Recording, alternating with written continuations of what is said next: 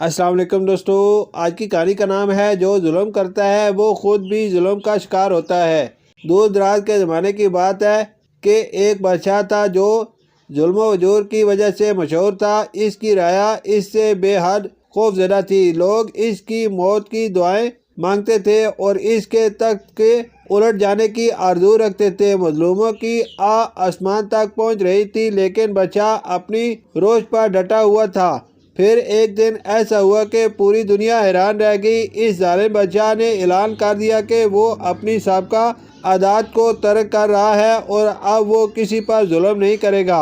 اس نے وعدہ کیا کہ اس کی حکومت اب انصاف اور مساوات پر قائم ہوگی۔ لوگوں کو یقین نہ آیا، لیکن جب کئی مہینے گزر گئے اور بادشاہ اپنے وعدے پر قائم رہا تو رعایا نے اسے داد دینا شروع کر دی۔ لوگ اب اسے برکتوں سے یاد کرنے لگے، لیکن سب کے ذہن میں ایک سوال تھا کہ آخر اس بادشاہ کی اچانک یہ تبدیلی کیوں آئی۔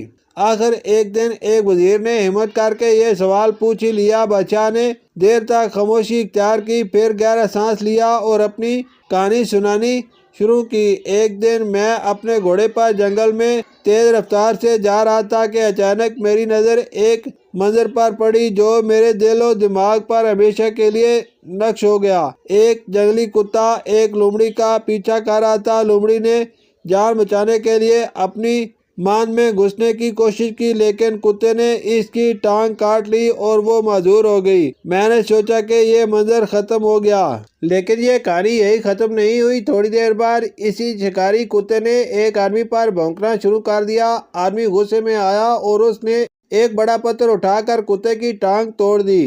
کتا درد سے چیخا، لیکن سلسلہ جاری رہا۔ وہ آدمی زیادہ دور نہ گیا تھا کہ ایک گھوڑے نے اسے لات ماری اور اس کا گھٹنا چکنا چور کر دیا۔ وہ زمین پر گر گیا، زندگی بھر کے لیے اپاہج ہو گیا۔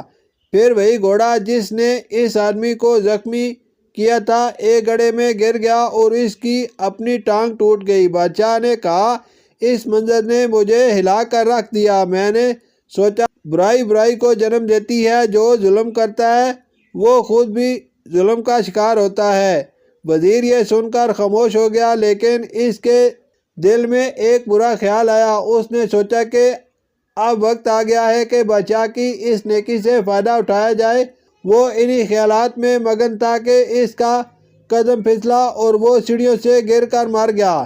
اس کی اپنی بدی ہی اس کی موت کا سبب بنی۔ اخلاقی سبق: برائی کبھی بے سزا نہیں رہتی۔